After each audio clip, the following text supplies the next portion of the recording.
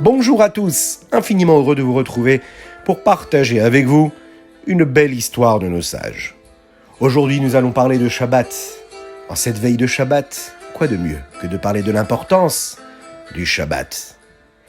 Reb Israël Isser était l'un des plus riches et des plus respectables habitants de Cracovie. Il avait une grande affaire de textile. Le renom de son commerce allait très très loin. De toutes parts, les clients affluaient. Beaucoup de ces clients étaient des hommes de la haute société, des marchands connus.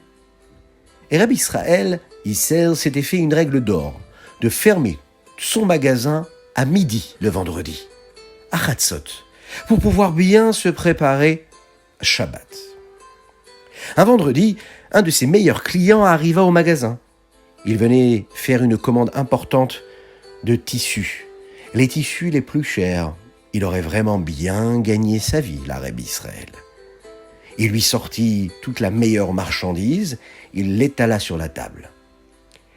Et voilà que le marchand se décidait de temps à autre pour une certaine toile.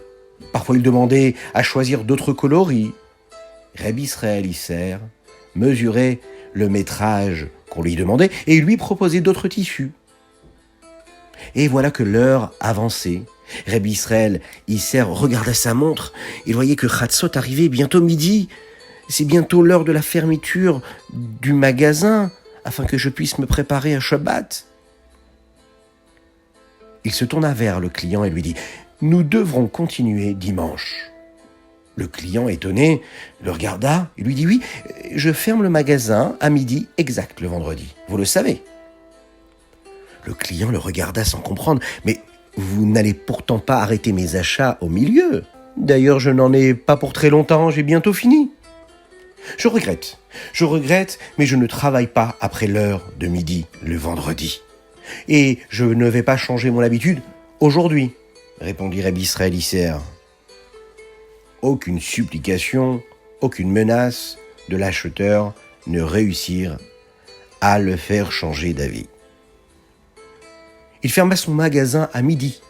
Le client lui dit « Mais vous imaginez toutes ces heures que vous avez passées à me sortir toute votre marchandise pour rien? C'est vraiment dommage. C'est vraiment dommage pour vous. Vous avez sûrement perdu beaucoup d'argent. Eh bien, voilà, j'étais un excellent client à vous. Eh bien, à partir d'aujourd'hui, je ne viendrai plus acheter chez vous. » Reb Israël Isser sacrifiait tout pour le jour du Shabbat. Et on l'imagine bien, là-haut dans le ciel, on a vu cela.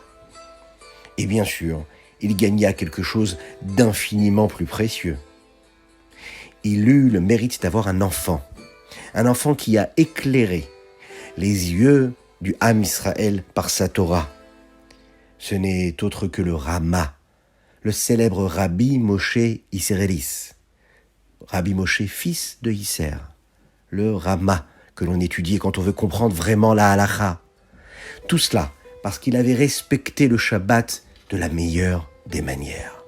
On voit par là comment c'est important de respecter le Shabbat, c'est important de s'y préparer, en faisant les courses, en nettoyant la maison, en se préparant, en s'habillant proprement de la plus belle des manières pour sanctifier le jour de Shabbat. Akadosh Baruch Hu nous le dit.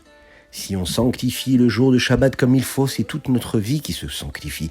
On élève tous les jours de la semaine par la sanctification du jour de Shabbat.